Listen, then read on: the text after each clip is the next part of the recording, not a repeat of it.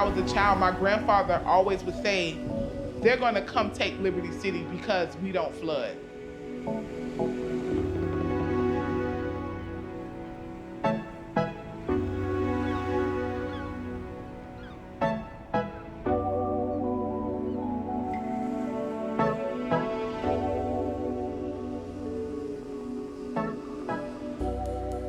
When they built Miami, they wanted it to be this beachfront paradise.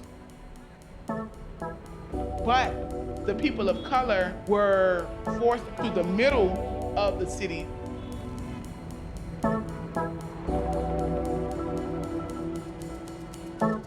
This was the place nobody wanted to live, other than the people who were forced to live here.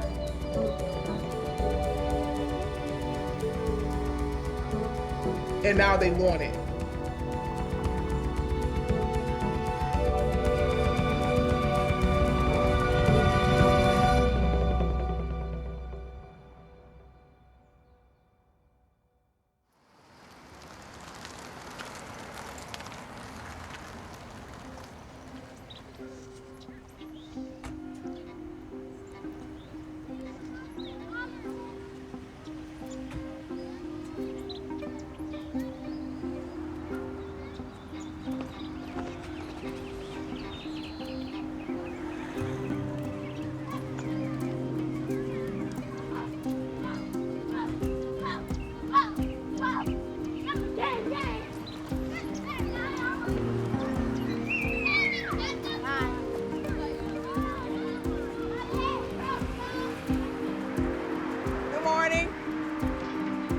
Baby.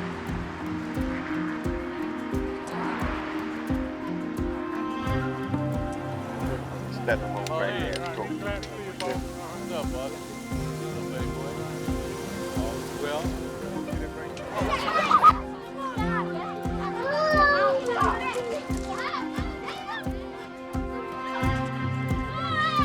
Five time Mario. One. Hi. Come on, love.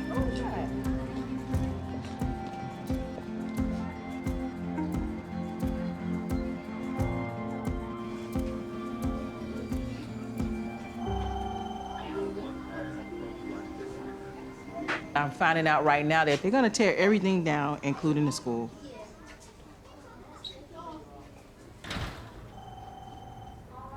I put on a good front for my staff, and I put on a good front for my children, but I have to go to sleep at night.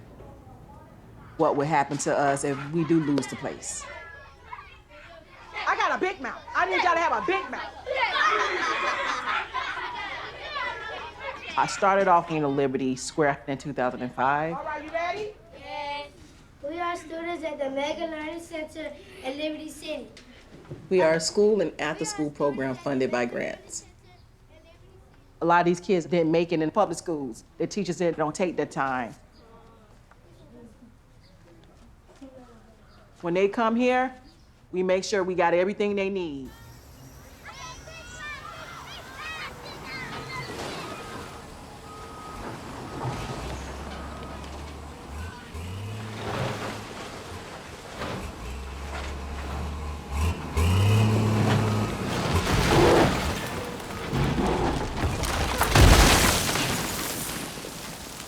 I am born and raised in this community. This is my home. You know, although this community gets a bad rap, that's what this place has always been for me. A project like this I get excited about because now we're talking about creating a new community.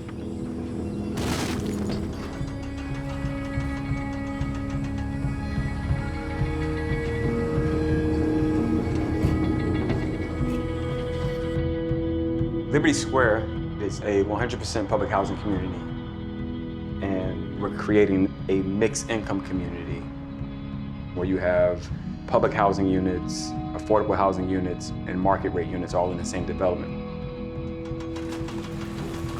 Generations of families have grew up in this particular site.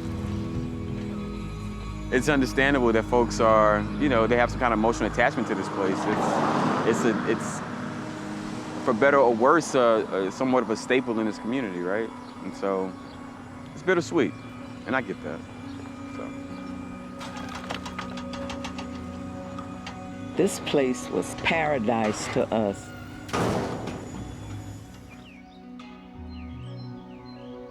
Cherries and mulberries and almonds and guavas and mangoes and coconut trees. It was like a Avocados. paradise unexplored. We're talking mid-50s. Your neighborhood was your playground. The front porch, the clotheslines. And that was the thing on Saturday. Everyone would wash clothes and then you would hang them out on the line.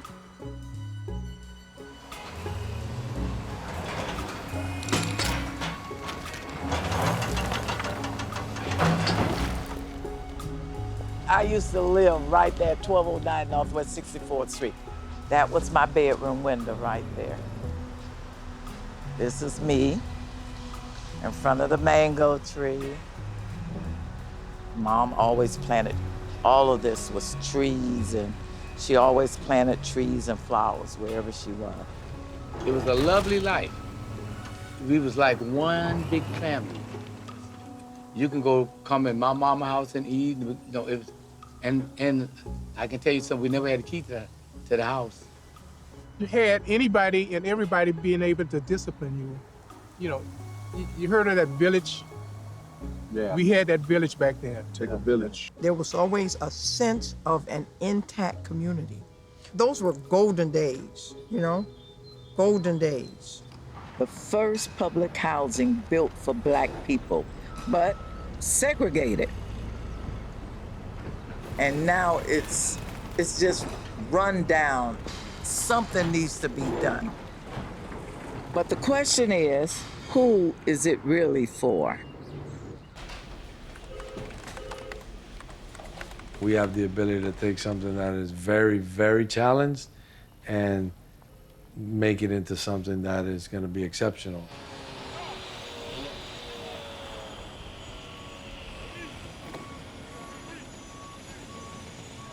This is not about housing.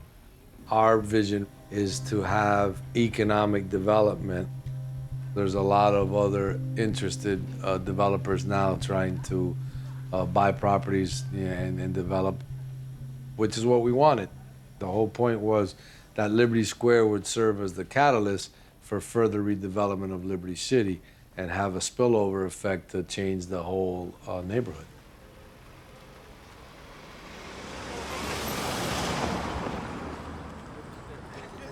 Good evening. My name's Albert Milo. I'm the principal with Related Urban. This is the next step in the process. On the top, you'll see what's Block 1, Block 4, and Block 7. Block 1 is the one that you see already under construction.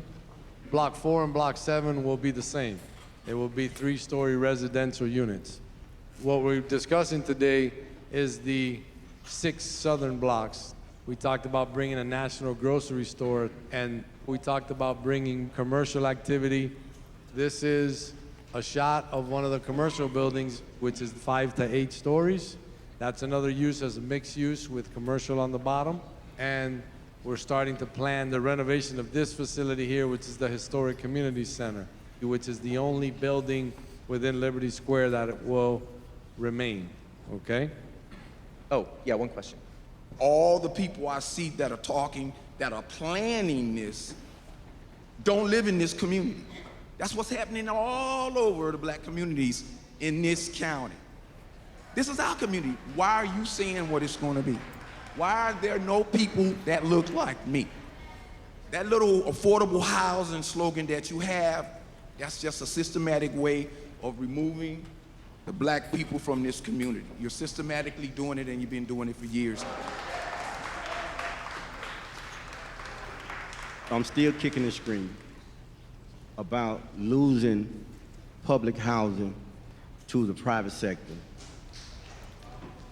I'm a resident here in Liberty Square. I'm very concerned.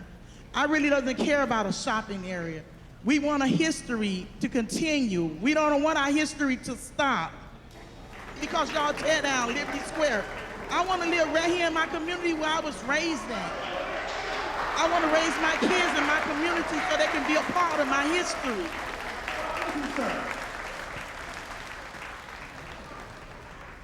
I get the anxiety, I get the fear. Here we are, handing over the keys to our black community. But that's far from the truth. The whole idea is to retain those that are already there, add in the mix. Related promise, a block by block demolition to avoid displacement.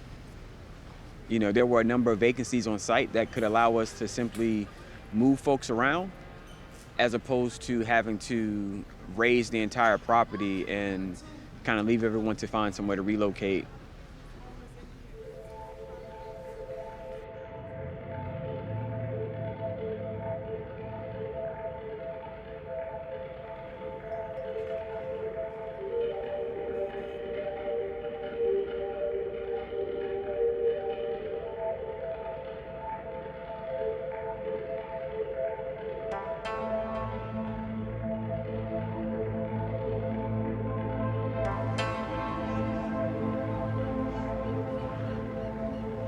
Miami, it's one of the hottest, real estate markets, not only in the United States, but in the world. When I became the mayor, I knew about Liberty Square and Liberty City and the conditions that were there. So, hey, let's see if we can take, a lot of money and then incentivize private development, and that actually make a big change. One of the things about me is that, if I make a promise, I'm going to keep it.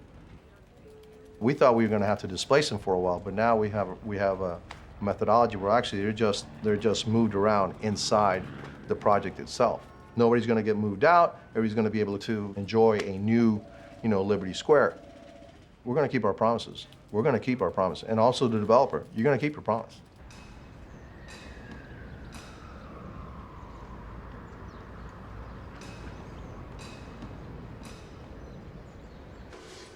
Joshua! Jalen! Unique! Jasmine! Come on! Good morning. It's time for y'all to get up. I'm coming at 8 o'clock so I can go. Got me go. Where's home, baby? Joshua, the dogs need to go out.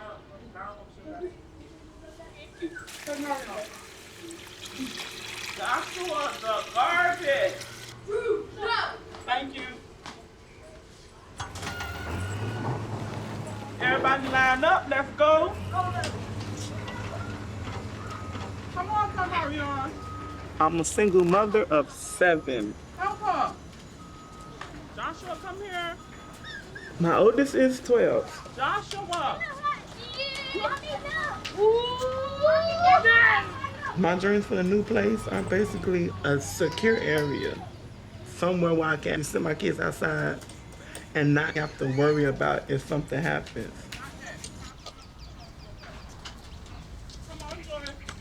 We'll be moving in the new units soon, hopefully soon. What color you want surround to be? Blue? And what else? Just blue? You don't want the gray? No, I want the whole thing gray. You want the whole thing gray? That goes with music. Yes. Gray and what else? I need to know so I can start getting stuff. Gray and gold. Joshua's excited to have a new building. He want a room to himself. If you live somewhere nicer, you want to be a different person. My rule with all of my children is you have to one-up your mama. I want all of them to go to college and finish. Move on with their life.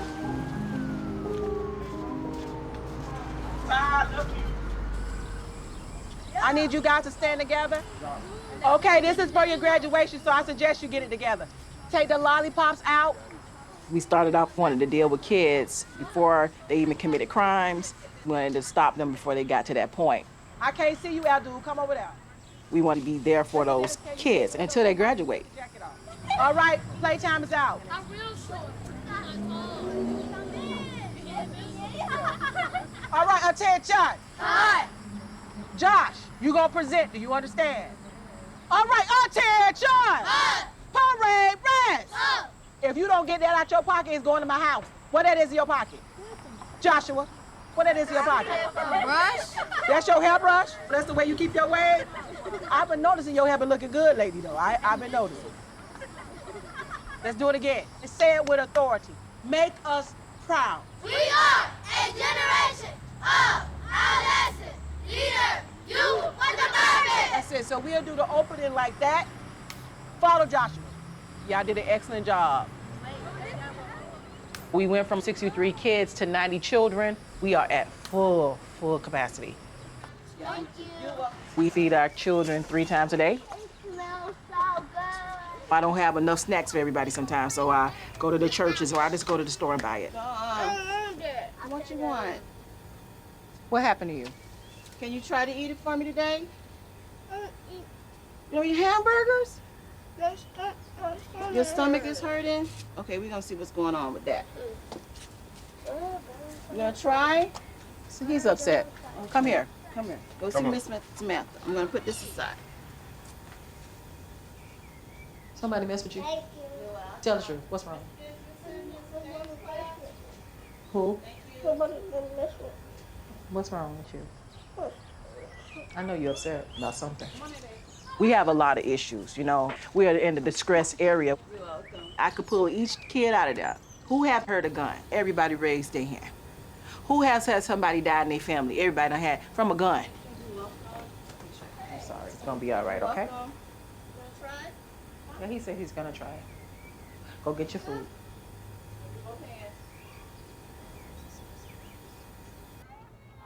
The developers promised me a brand new space. Just hope they'll keep their promise.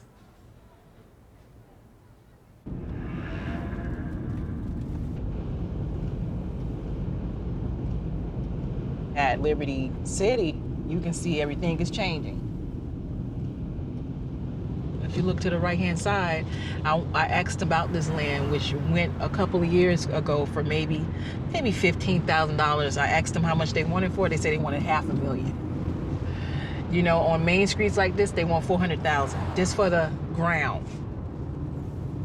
I still live in Liberty City, and they called me the other day, and they was asking me that I want to sell my home. I'm like, no, I do not want to sell my home. What price do you want to get? I'm like, I just told you I don't want to sell my home. So they know what's getting ready to happen over here.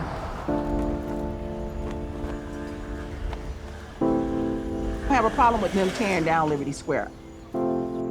Liberty Square is the heart. And when you destroy the heart, you destroy this community. You destroy the people. You're not gonna see people that look like me stand in these projects.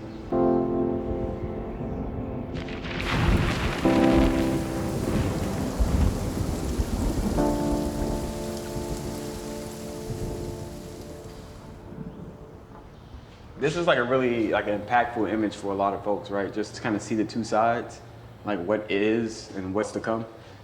It gets me excited about what's to come, actually. You know, we move forward. These buildings are running pretty fast now. We got a good flow going. Well, when they start seeing yeah, rounded the out. pop of the new colors all around this whole space, I think it's gonna make a huge difference, man. Yeah. I think folks are really starting to believe that there's a change coming to this area for the better. Being low income shouldn't bar you from experiencing a higher quality of life. Although I lived in Liberty City growing up, my mother was really adamant, so her thing was wanting to expose me to different opportunities. Look out. You literally can see downtown Miami. From middle school to high school, I went across town and I got a chance to just see different things, meet different people, understanding the different cultures. And in our community, I had friends that were beginning to get into different troubles, and my father, he was, for lack of better words, a street pharmacist. And so most of my life, my dad was a dealer turned user turned abuser, and was essentially just in and out of the prison system. So this is a 1-bedroom, 1-bath. And it was partly because of the decisions she made, in my opinion. That wasn't my life.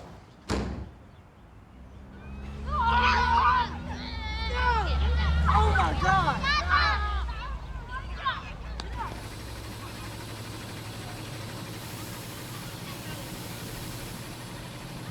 You You know, put those muscles to work. I'm not opposed to manual labor. Don't let it pull too hard. Don't let it pull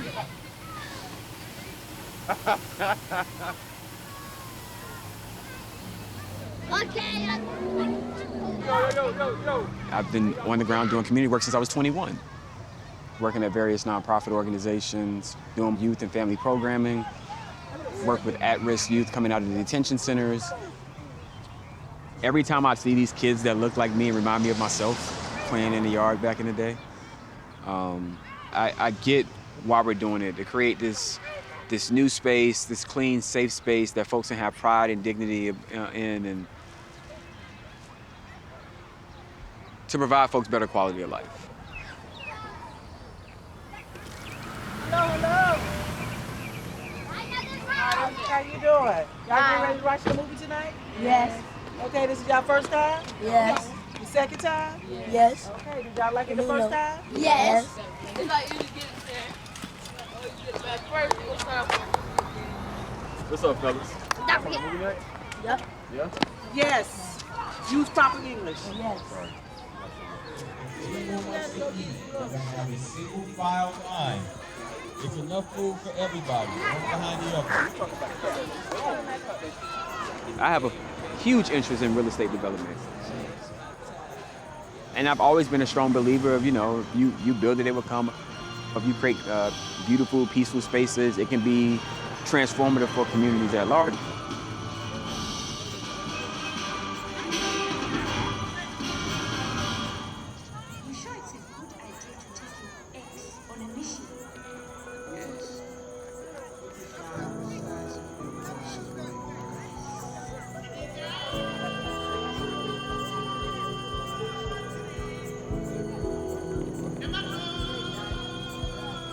Sister Nakia, my prince, we are home. Me and Aaron grew up in the same church in Liberty City. Our grandmothers are friends. I told him, you will make sure the people of Liberty City actually get what they need from this project. You being hands-on, you being inside. And at the same time, I am afraid for our larger community. I'm from Liberty City.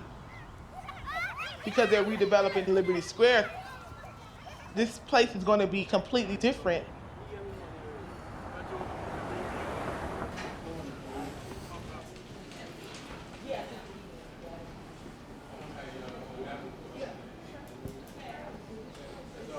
Hey everybody. For those who don't know me, I'm Valencia Gunder. Everybody calls me V. I am not a scientist, okay? I may be deemed like the hood environmentalist. People think that climate change or environmental things is not like a black people's issue. But one thing I learned about climate, it affects us in the worst way. This is our ocean. This is our regular ocean, right? And then these are the glaciers. And what's happening is they're melting, you see? And it's going over, and it's going over. And that's what's happening to the sea. And Miami is being affected by this in the worst way. Miami is ground zero for sea level rise in the world. Scientists say that we can expect around 6 feet of water over the next few decades. Parts of Miami Beach is at 0 feet above sea level, but Liberty City sits on a ridge, 12 feet above sea level. Because of climate change and sea level rise, people are moving into our community and shifting people out. As a child, I experienced Category 5 in Liberty Square, Hurricane Donna. Oh. The storm passed through, the eye passed through. We were out in the yard playing, no water. We can see why they want our community. That's right. So climate gentrification is happening. It's a huge thing, and it affects a lot of us, right? Some facts about Miami. Founded July 28, 1896.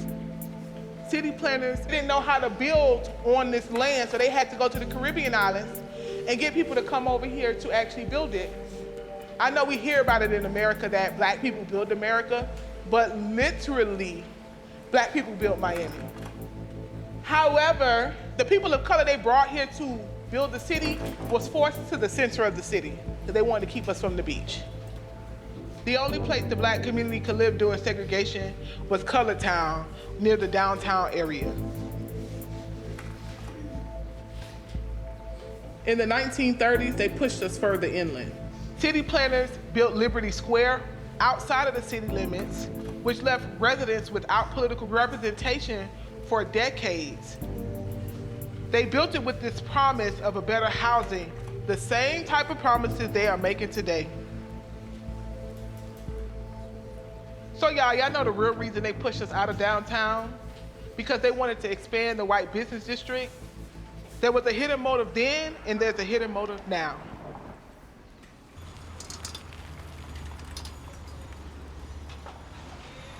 This is valuable property.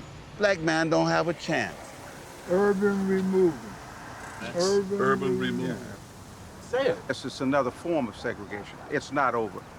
And facts were used to disguise the whole purpose of this regentrification issue. One of the excuses that they had, they said it was so high crime. Let's tear it down.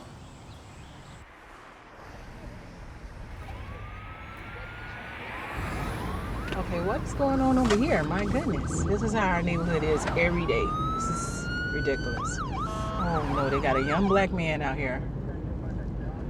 Let's hope that the car is not stolen. He looks like a freaking kid. Jesus. And this is how they get their lives ruined, by taking joy rides and stuff. It's ridiculous. Wait a minute, look at these cars. Oh my lantern. And you gotta be careful out here with the police. They will hit your car. Look at that. They go another light. They go, look, this don't make no sense. Look at this, 2 more for the same child.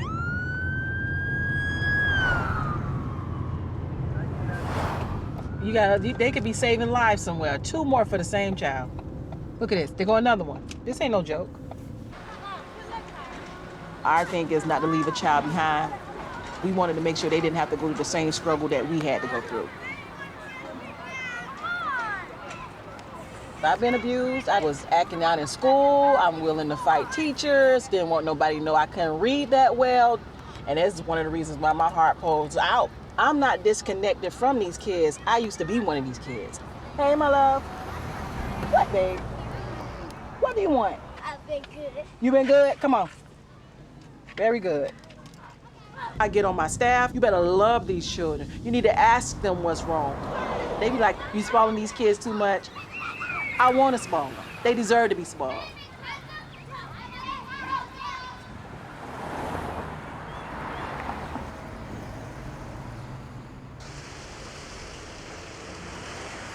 So this is where we want to have the graduation. The podium here on the stage. And it's just gorgeous.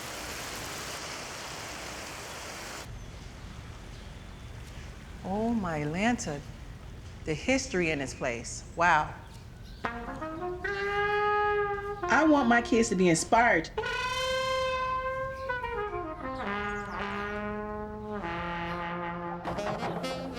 At the Hampton House, you had renowned musicians. It was the cultural center of Miami for black people at that time. The same Hampton House, I used to go in the pool for 25 cents. Black stars was allowed to perform in Miami Beach hotels. But because of segregation, they was not allowed to stay there. So they came here. When we were there, it was a pride. Everybody wanted to come there. They saw how beautiful it was. Muhammad Ali celebrated his world championship here. Malcolm X came here. Dr. King came here. It was a very important place for civil rights. There's so much that our grandparents built here. And I need my kids to know that history and that legacy.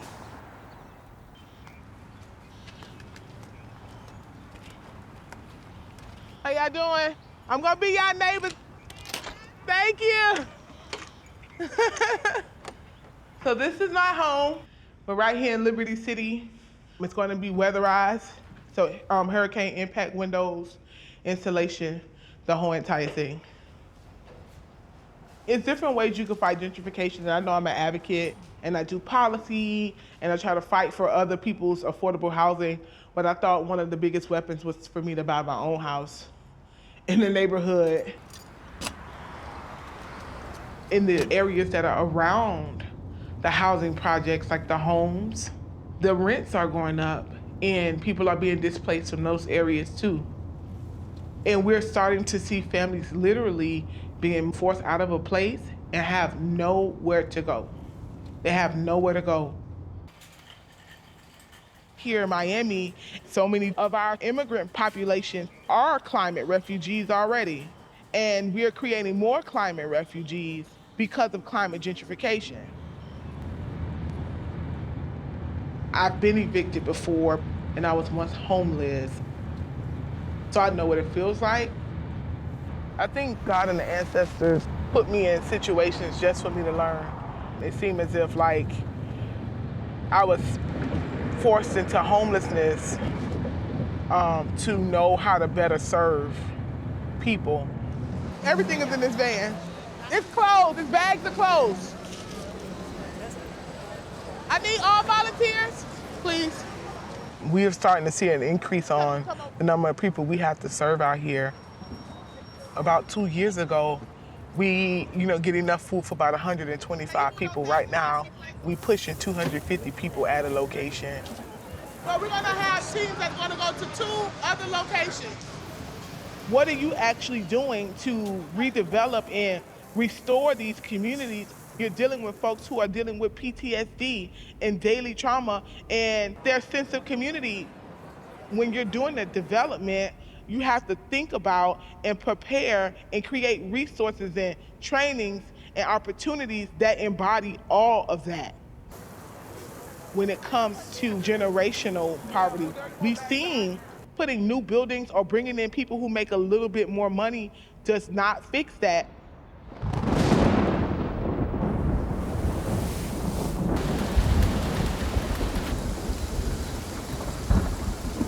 Valencia knows my heart. She knows my dedication to this area. I'm a firm believer of this mixed income development to potentially reverse some of the issues that have existed for decades. But everyone's not gonna see it that way. I say it's a start. Vision. It's not enough, but I see movement. Progress. I see change. I want our community to have the experience of living in a spanking brand new apartment with new appliances and freshly painted walls and doors. You want them to have something of quality, and you want them to feel and know that they're worthy of that. And it was like that back in Liberty Square. Those buildings were a good foundation for our growth and development. But we knew that wasn't all that was to it. We knew that we had a bigger responsibility. The focus was always, you do your best, you go to school, you get good grades because you are going to college. Much emphasis and time was spent in what you could do, not what existed that was trying to prohibit you from achieving certain things. We sometimes choose to forget that Liberty Square once had this wall that separated the Black community from the white community, creating this segregated space where ultimately opportunities would be limited. But Murphy, you remember the wall, don't you? It was at least 5.5 to 6 feet tall. Yeah. It seemed like it was about 20 feet tall to me, I tell you. Yeah. But the thing over there, it's still over there now. A portion of it still. Portion of it. It's very slow. My brother was taller than I. Here it is, and it's like at my waist. And imagine he was like a 6-footer and it hit him at his shoulder. In the 60s. Integration happened. Blacks like teachers and, professionals, they had started moving across the wall into Liberty City. The neighborhood was all white. They started complaining. And it was white flight, so they were scattering like flies. Post-white flight, there was a lack of investment by the city, and the larger Liberty City area began to take a turn for the worse. The choice by the local housing authorities to develop more public housing in close proximity of Liberty Square led to some of those affluent or middle-class Black families to leave this community. There was a decline in services by local governments mismanaging public housing sites, lack of investment in social services, lack of support for those that were truly in need. All this created a further concentration of poverty. With that concentration of poverty comes a host of other issues. The sense of disempowerment, folks being disenfranchised. And you can argue that it's that which boiled up and exploded into the Miami riots of 1980.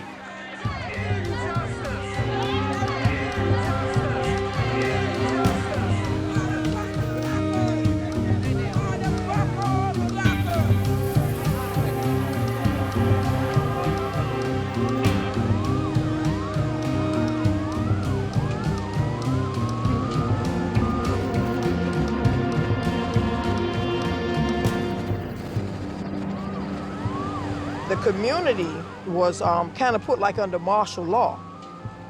They closed up Miami Beach, they put the bridge up. When you're angry and you're restricted, the only place you have to ventilate is where you currently are. Unfortunately, that led to the destruction of our community. It was not the best of times, but you know, that was the result of many injustices and just neglect. After the riots, there was nothing. Nothing.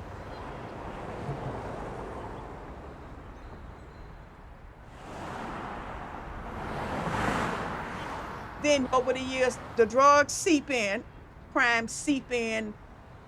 Got so bad that kids were being killed, like every day. And people had to stay where they was and deal with it. Violent weekend in Liberty City after shots rang out on a group of people there. 4 people shot and all 2 of them died. 3 of the 4 people who were shot yesterday afternoon made it here to the hospital, to Ryder Trauma Center. A second victim died here, and this afternoon there are still 2 people being treated.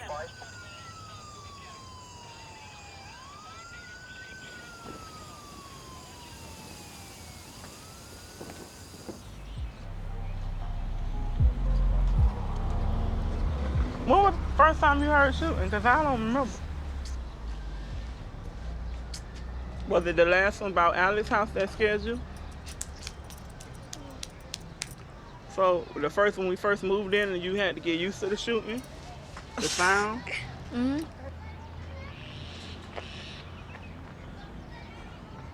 Joshua is 4? I was 4 when we moved in. This should have been the first time Joshua was scared of a shooting. He went to the corner store. My chest tightened up real bad. So he came in the house. We locked the door. As soon as we locked the door, we heard shooting. Somebody died in front of the store that day.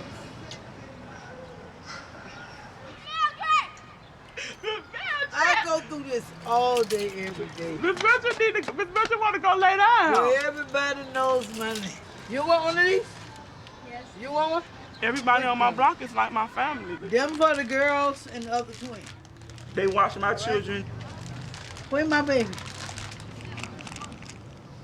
When I feel funny, y'all gotta come in the house. But when people go to arguing and fussing and fighting and yelling, it's time to come in the house. When the police are riding around heavy, it's time to come in the house. This is what we have to deal with. It's hard.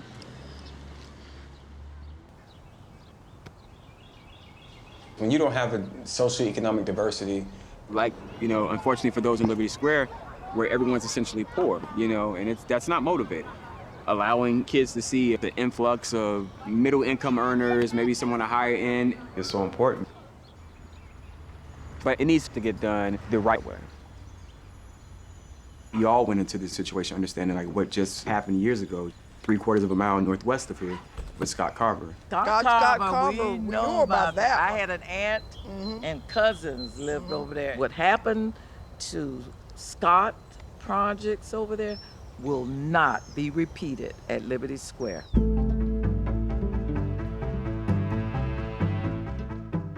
Scott Carver was 100% public housing transformed into a mixed income community by private development.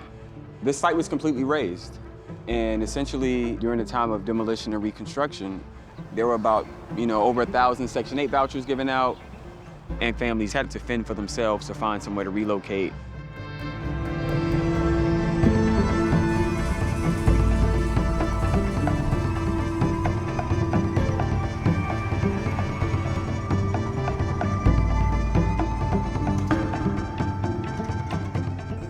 With Section 8 on the private market, a private landlord can raise rents. So worst case scenario is that folks could face eviction, potentially end up homeless. Another issue is that some folks were considered to be not in good standing. Whatever that definition was at the time, it prevented them from being able to come back. So a lot of those residents that did leave never made their way back into Scott Carver. Move the people out, they didn't come back. They don't tell you what the good standing mean until you move out. You gotta be clean. Nobody in your family got any kind of record or anything else, you can't go back. That's one of the cruel agonies of the whole thing. Once we get you out of there, we ain't worried about you coming back.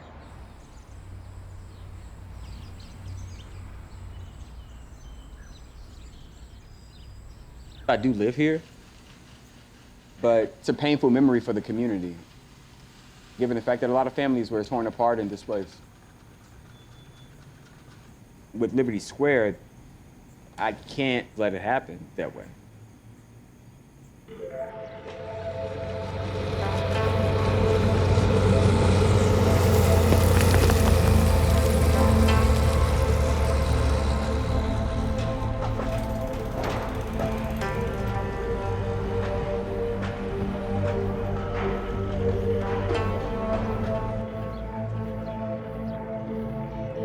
We fighting for our neighborhoods. Okay, now when I remember the name, I had a stroke. Listen. There's a black lady flying. Okay?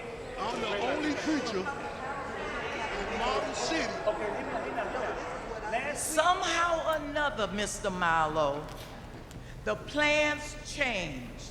When did the Section 8 vouchers come up? That was never part of the original plan. You take a Section 8 house, you stay there for a year or so, and if they decide they want to raise the rent, kick you out, what are you going to do? You think you're going to be able to call Milo and ask him for an apartment? You think you're going to be able to call Milo to come back in?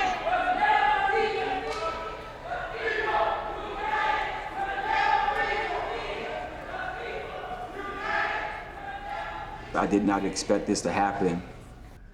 So we're having the resident meeting about the transfer plans at the Liberty Square Community Center.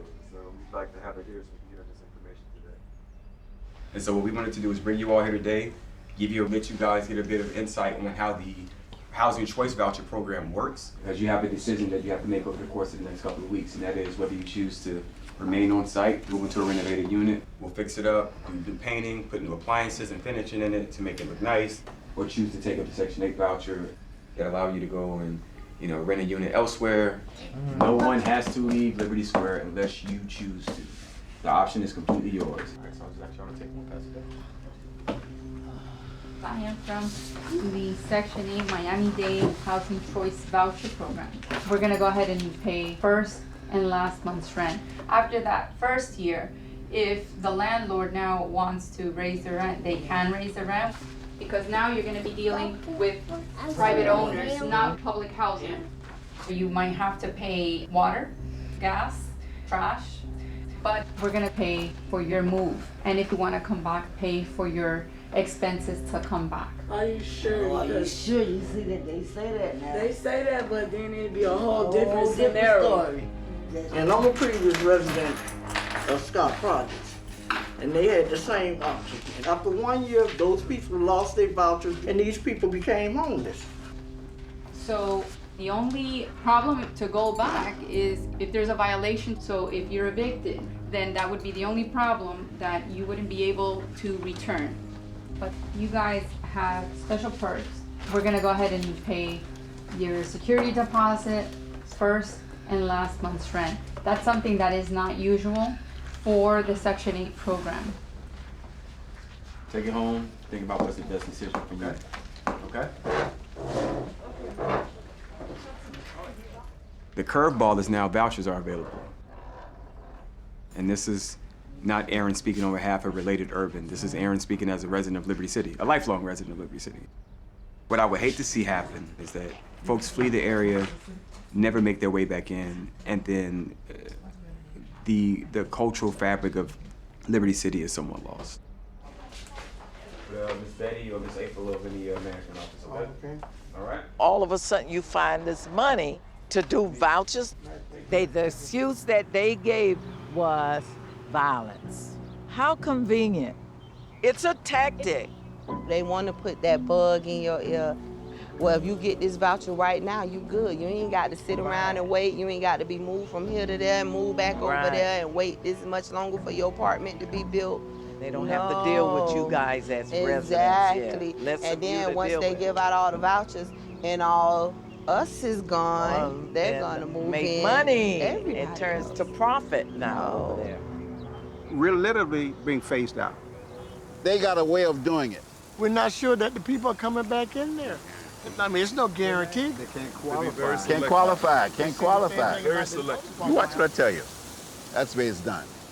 The project was all black, but now they want to spread us out. They want to put some down south. They want to put some up north. You know, you're taking a lot of our people and putting them in another district, so therefore, like you said, that's gonna break up the black representation. We don't have no more power. That's true. The power gone.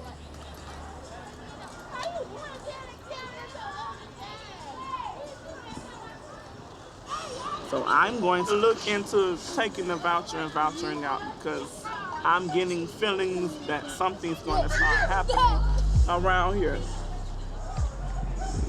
It's summertime and there's no school and there's no program. So what you do? There's nothing for you to do. You just run around and get in trouble. Happy birthday to you. They're at that little age group where it's so easy for you to get in trouble.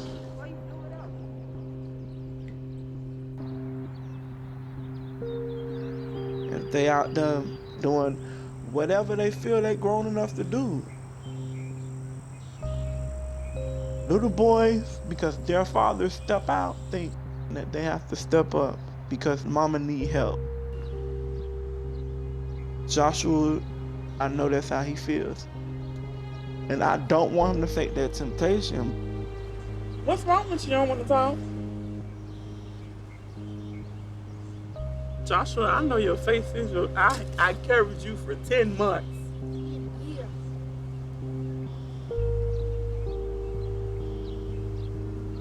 You're not going to tell me? Seeing something?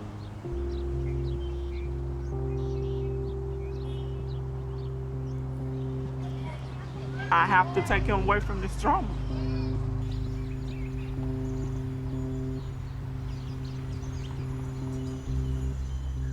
I want to stay. I didn't want to leave. I don't know what's going to happen.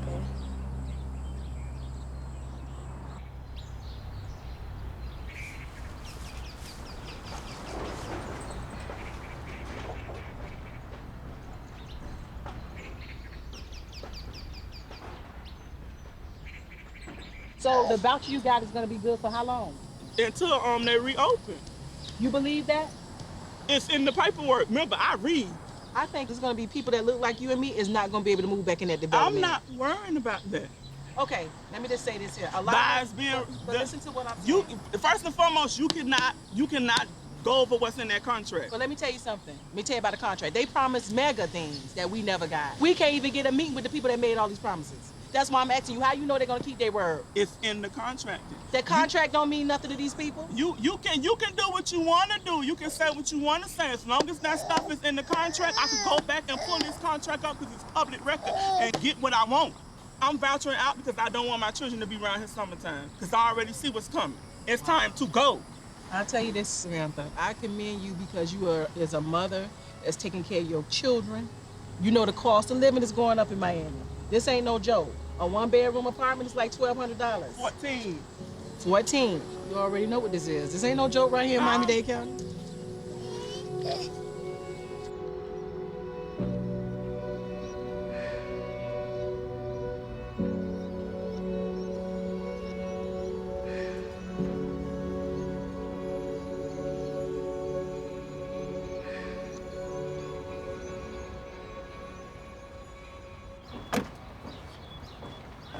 When I realized how many folks had taken the vouchers, I was in complete shock. Just quick updates, Miami-Dade Public Housing was able to secure temporary vouchers for folks that have the decision to move off-site should they choose to. Yes, I have a question if I'm allowed. I was told that 60 to 70% of the residents have accepted the Section 8 options. When did this happen? Who authorized this? Okay. Why, who's presented the dog and pony show in such a way that the residents think that Section 8 is better than staying and getting keys to a brand new apartment? Ms. Williams, can I respond? Okay, so that's that. You know, you and I, Ms. Williams, have a pretty, I would say, decent relationship to where, you know, you can call me and talk to me about these things as opposed to... No. No, let me, can I at least No. be here last time? That's not what Okay, yes. I am concerned someone moves into a nice brand new house that the apartment may not be so attractive to them anymore. I can't coach them to stay here though. Listen, I am not just from Liberty City, I'm still a resident of Liberty City. I love this place and I would love for Liberty City to retain its identity. So I personally stress this as much as I can. Yes, you did. But on the flip side of that, when someone comes to you and says, I'm just terrified for my children. I'm tired of waking up with roaches and rats in my apartment. Aaron, I hear you, but I'm going to take the voucher because it's the best move for me. Look, I'll continue to sell the rehab units as much as I can. Right, but Aaron, who's gonna follow up with these? Whose job is it gonna be to contact these residents when that year or two, when the money is up, when it's time to? Who's gonna be keeping track of? And we had a coordination the meeting. Liberty Square residents that exit and leave and go elsewhere. I actually have a meeting today at 2 o'clock to discuss that very issue at the county. So this is the opportunity, not just between me and you, Aaron, but for everybody to know what's going on. I looked at the people that was at the table. I'm talking about the related group as a white firm, them came in here and took a whole black community. So y'all carrying out the devil's work. When you say pray for it, I did. Y'all carrying out the devil's work that's actually removing our people. All I'm gonna be listening to is when we left Africa, them black folks was there in the village selling y'all for bees. So they go to bees. Let's go. If the concern, which is a valid one, and if the concern is folks leaving the area, then I would say maybe you should be talking to residents about taking the option to stay on site versus taking vouchers. I can't do that. Y'all wouldn't even give them the key to the first unit. Okay, so let me explain. So you asking for a process. Let me. You laid that out already, bro. Let me respond to you. I believe concentrated poverty does not. This is a personal choice. I wasn't forced to get a job. Right? Like I was employed. You was getting a paycheck. Listen, like brother, I was employed before I came here. I believe concentrated poverty doesn't work. All right? So you can't throw something out there and just walk away from it, right? You already did. All right. You know, I already said you got some stuff. Move it on, Dawn. All right. Move it on. Don't worry about that. Move it on. Move on. At this point.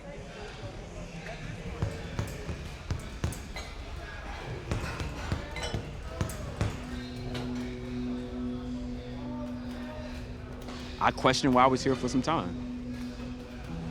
Every night we had one of those community engagement meetings, I found myself in a lengthy phone call with a friend or a family member just trying to wrap my head around it all and really asking myself and asking them, did I do the wrong thing?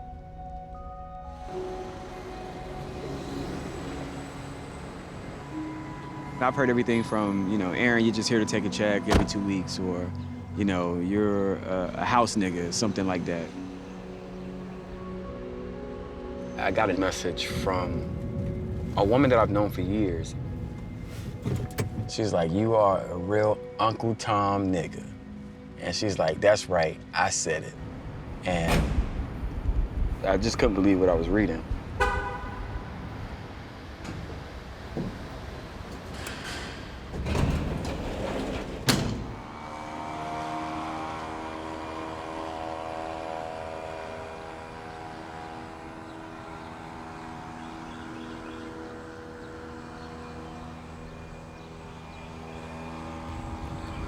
Welcome to phase 1 of the new Liberty Square.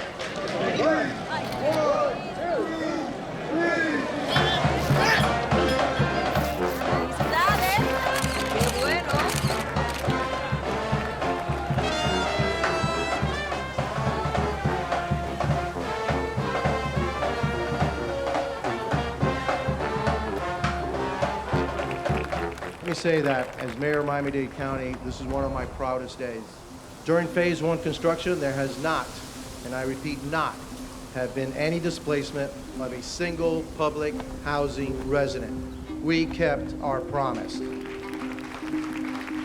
going to continue to keep our promises. And this transformative project will bring extensive community benefits to this neighborhood.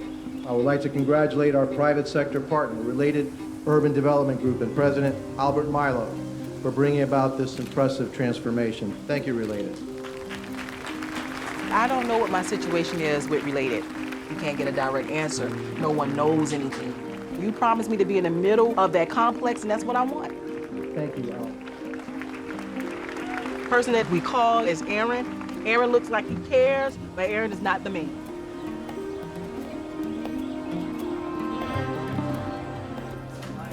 This was a plan that really excited me because they were talking about all the right things. So often, you know, that is what we hear. People are going to be displaced. They're not going to have any place to live. Not a single person was displaced. If someone got up on the mic and said, oh, no one left the site and everyone is still here, that'd be a flat out lie. That whole narrative about folks not being forced to leave, there was no force, but there was still some kind of like mass exodus that took place. But it was marketed as no displacement. Looks good and makes good headlines, but it's a bunch of lip service is what it feels like at times.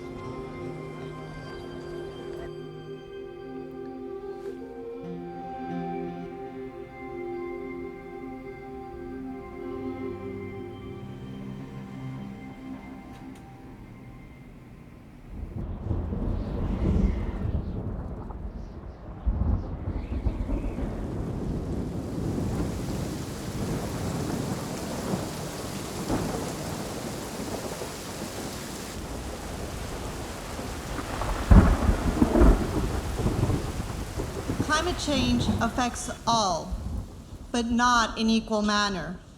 The poor, the colored, face disproportionate impacts. Let's welcome our climate justice panel, who has been at the front of the climate justice movement here in Miami. Valencia Gunda went from 0 to 100 in 10 seconds in terms of being a climate speaker. She's now a sought-after speaker around the country. When I'm a part of resiliency conversations, oftentimes it's focused on the infrastructure and the roads and pumping water and things like that, but other things that was happening in our communities that people not paying attention to when it came to resiliency. I live in Liberty City, and we're starting to see developers who normally only build in Miami Beach coming in and buying up blocks at a time and fighting over public housing projects. In our communities, they deal with a lot of social ills. They don't have access and resources to relocate. The only thing they can do is leave. And a lot of this land gets turned into things like condo towers and malls, things that we really don't need in our community. We have a long history in this country, unfortunately, of making it so that when we are faced with climate change, if there is something to be sacrificed, that the people who are paying the brunt of that sacrifice are communities of color.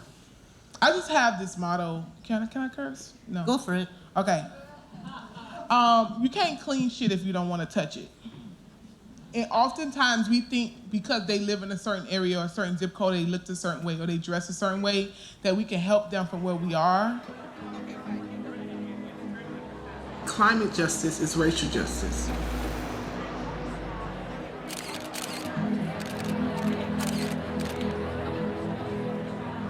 Our government won't invest millions to make our communities resilient, right?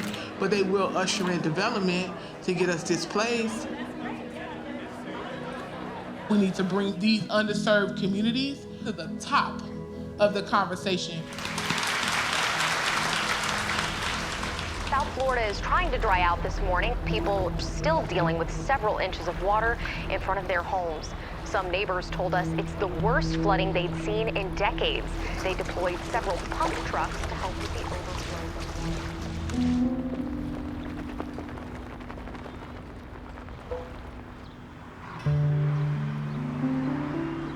Yeah, a lot of people took the Section 8 vouchers and are leaving.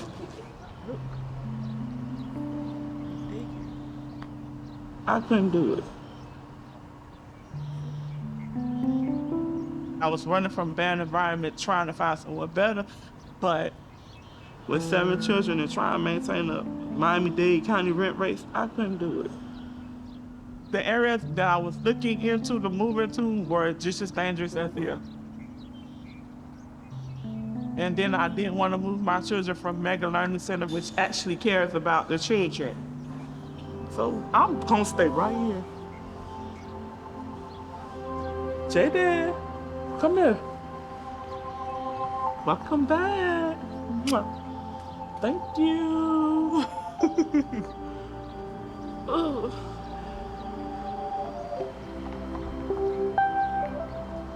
Can't wait to move into our new unit soon.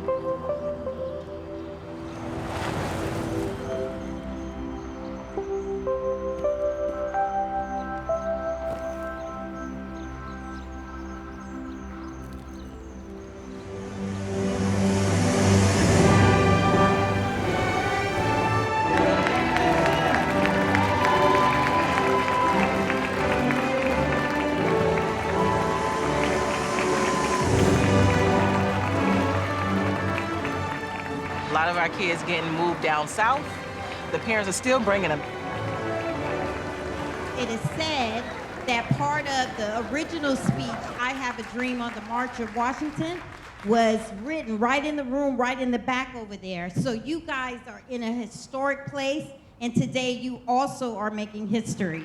When I look at you in those robes, you give me hope. You give me hope for my future because I can look at you and see that there are leaders sitting over there.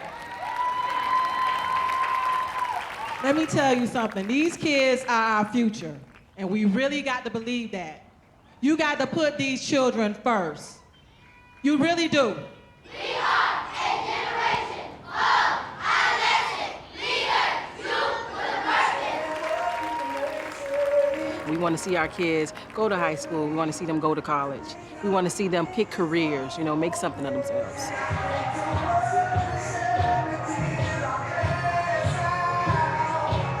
I want them to get used to being successful.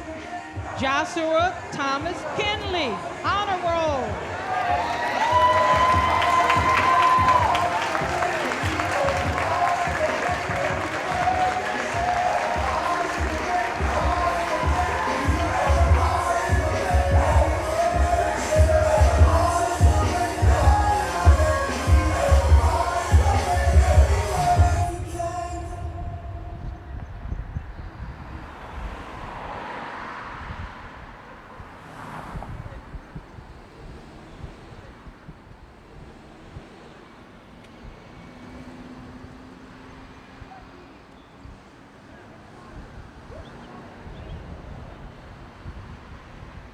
We chose this location because Liberty City has many stray and abandoned pets. We are really committed to the rightful treatment of all our animals here in Miami-Dade County. And today, we're opening this 7,000 square foot clinic.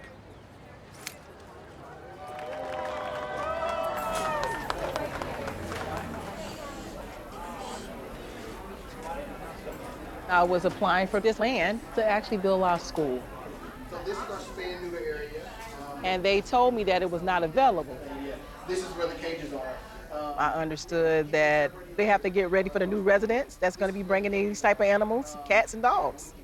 So just the same as with the dog area, this is the cat holding area. So when cats come in for spay and neuter, they will be each stationed in their individual cage.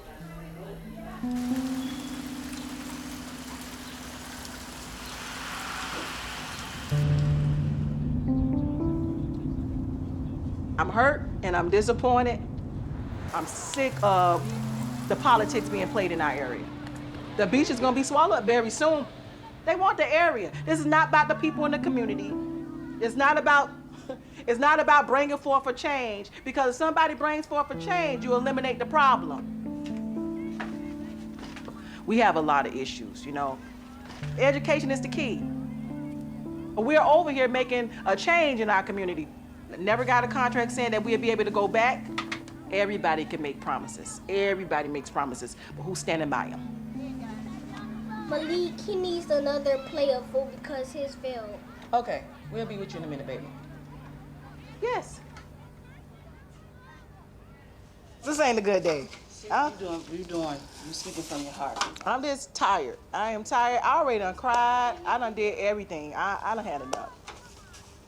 You know, I done had enough. Drop this plate. One of the babies in the front. We got to empower the families here. They have us in a box where they don't think they can do no better than they can. You understand? Half our people have records and stuff like that, but that's by design. They're building private prisons for them. They making money. The black, I'm tired too, but I'm not gonna give up.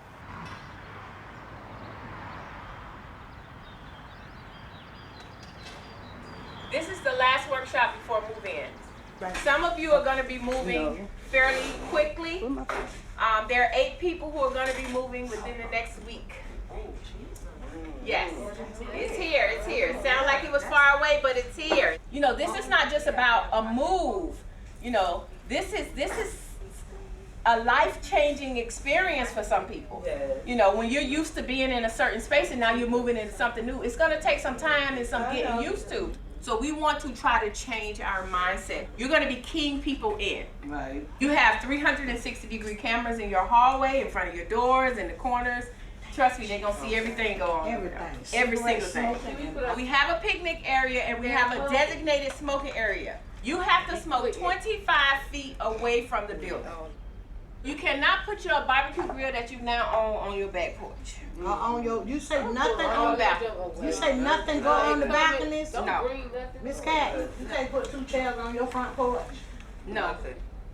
So remember, I work with the resident side and those type of issues. Hani works with the management side. She's right there. You can talk to her. Yes, ma'am. Is it all stand-up showers for all the bathrooms, or it's a tub? For the 1 and 2 bedrooms, it's just a shower. So you know the stand-up is not going to work for a 2-year-old. Your public housing leases are the same, but you're under private management. It's different now because they're private.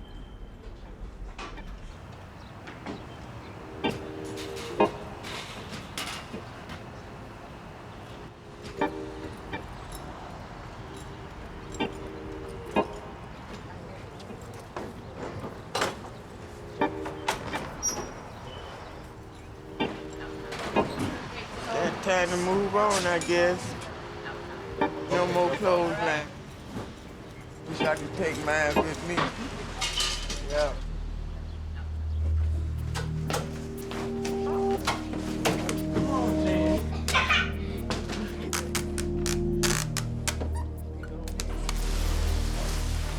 Yay, Jaden! Come on, give me a hug.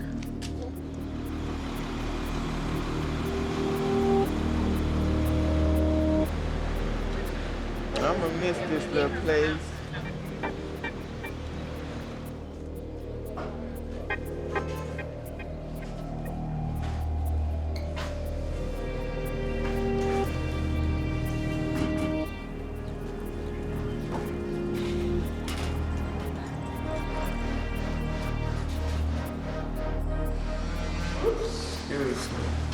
Hey, yes, this is your island, so you can can chop, you can save, it's a storage. You can store things, prepare your salad or whatever. More free room. Yes or no? Yeah. Okay.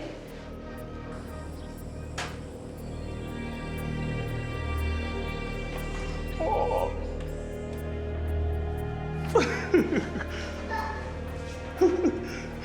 This my room. This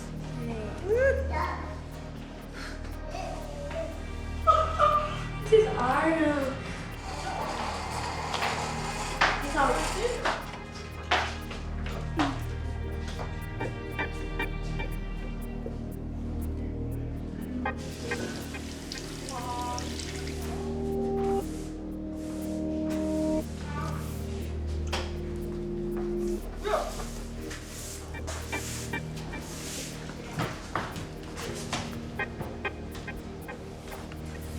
James, do you like your washer and dry?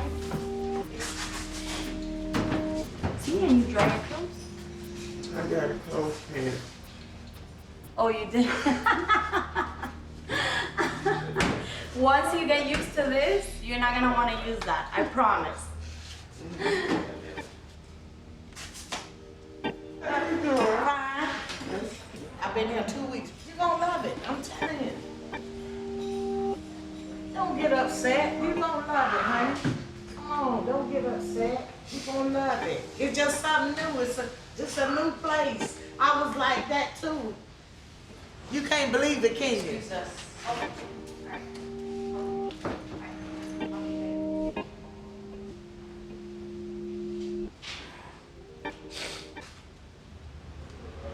Happy I'm here, but then was skeptical at first. It's all right. We're all done, okay? Have a great day. You have a blessed day. You as too. well. Thank you so much. Okay. Enjoy your new home. I'll try.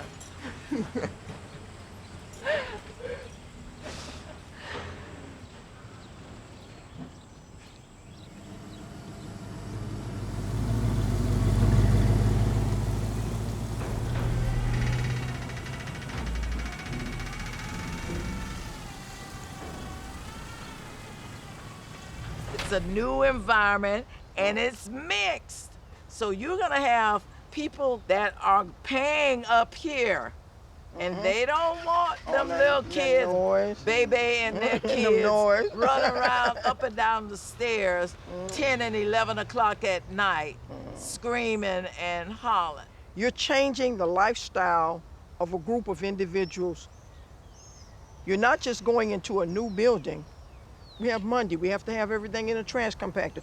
We can't have anything in front of the door because it's a safety hazard. Right, but they always feel like they're being watched. You know, Big Brother's always there watching to see when you slip up.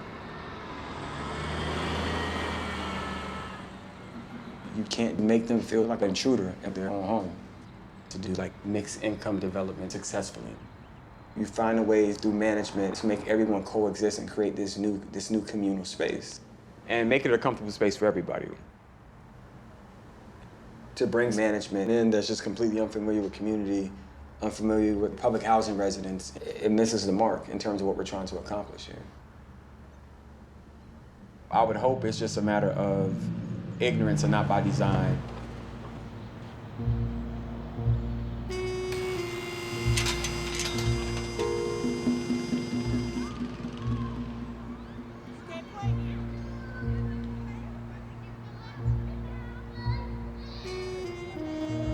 Management doesn't know how to deal with us.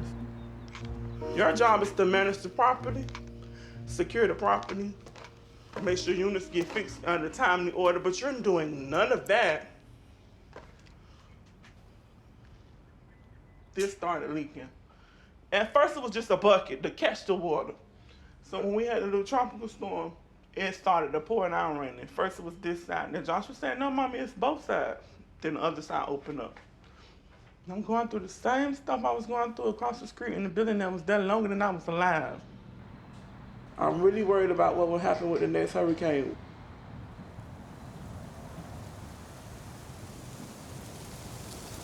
No one wants to say anything. The current management make everybody feel afraid.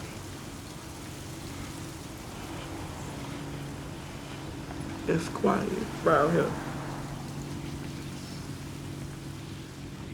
I miss the people.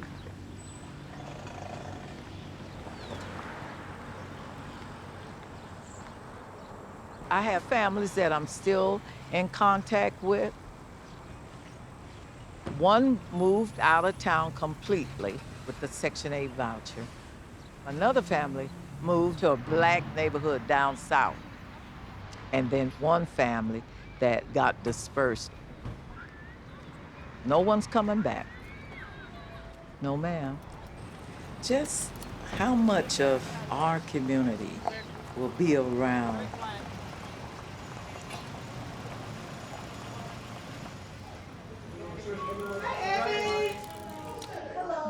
But this is nice. Oh. We gotta say, ooh. No, we don't. No, we don't. Thanks, cousin. Instead of a housewarming, I wanted to do an open house. Thank you for stopping by. What's your name? My name is Jackie. How you doing, Miss Jackie? Okay. It's one of my neighbors, Miss Jackie. I live across the street, yeah. Yeah, come on in. I'm gonna allow my community to come in to see what it looks like for us to revitalize our own community. Thank you so much. Almost every neighbor on this block has stopped by this house and has just been like, we're so happy you're moving in. One of our elders who live across the street, she was like, I thought some white people was buying it. But wow, it's a beautiful home. It inspired me to want to do more for my own home.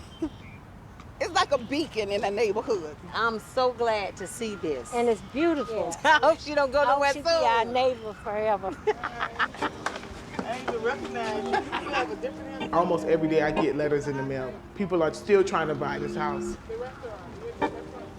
I'm not leaving Liberty City until I leave this earth.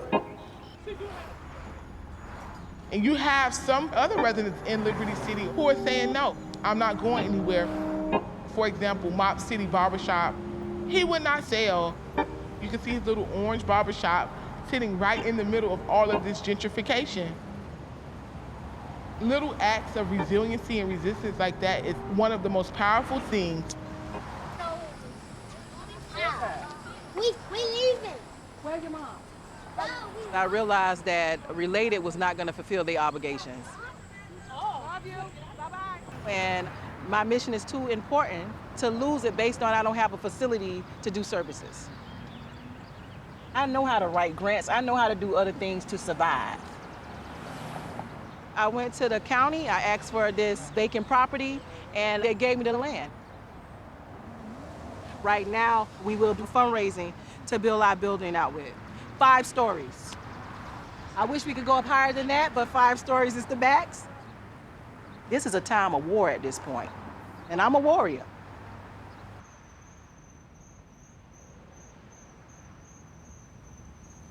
I just been thinking a lot.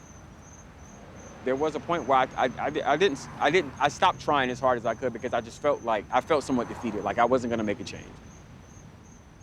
I know I was a political hire. But you go into a space expecting that you'll be able to change it. In time, you'll realize that it'll be the one to change you. And before I get to that space, I'd rather just make my exit. I mean, when you think about it at the end of the day, like, all right, these are folks that are living in decrepit conditions that are now in brand new apartments. But it's unfortunate that we couldn't be creative enough to find a way to kind of not just put a new affordable housing building up in a poor community and just continue to replicate the same old, same old. Are we providing services? Are we trying to bring folks back into the community? Like, what are we trying to create here?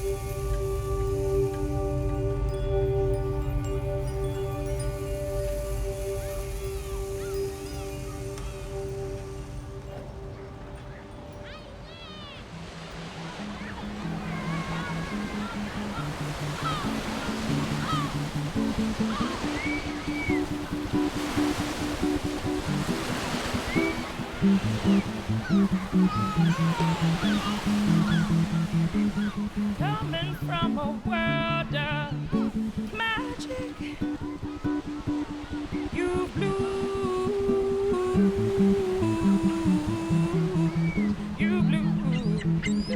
with the fresh energy.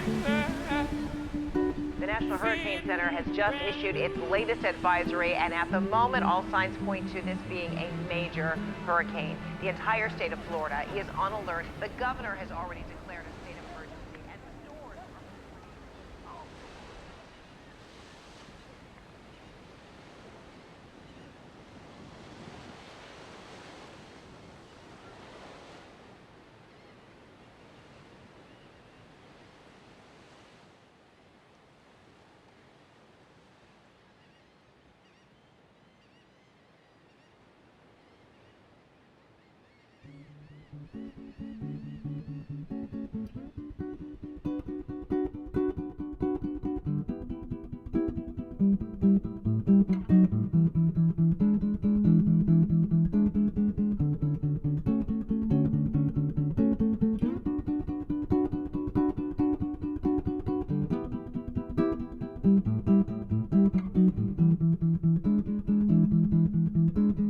Coming from a world of magic, you've bloomed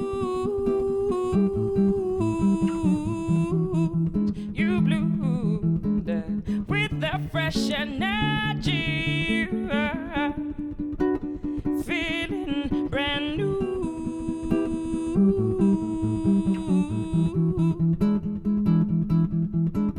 Coming from a world of magic, magic, you've bloomed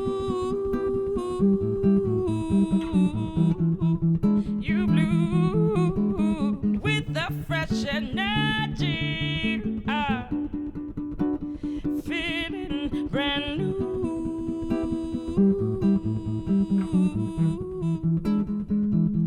Your mind is taken over by you again, and finally you will perceive your reality. Go manifest, you catalyst. Your mind is taken over by you again, and forget everything you were ever told. The sky is not your threshold. Coming from a world of magic, magic, you bloomed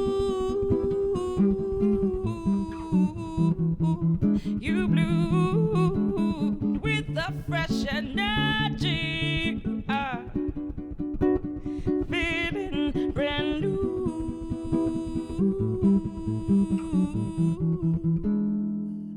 Because you are perfect, you deserve it, be who you are. Once you know it and you own it, you go far. Say I am perfect, I am worth it, I am of God. I am perfect, I am worth it, I am of God. Free-da-da-dum, here's a mindset to win now. Free-da-da-dum, here's a mindset to win now. Free-da-da-dum, here's a mindset to win now. Free-da-da-dum, here's a mindset to win. Free-da-da-dum, here's a mindset to win. Free-da-da-dum, here's a mindset to win now. Free-da-da-dum, here's a mindset to win. Free-da-da-dum, here's a mindset to win. Coming from a world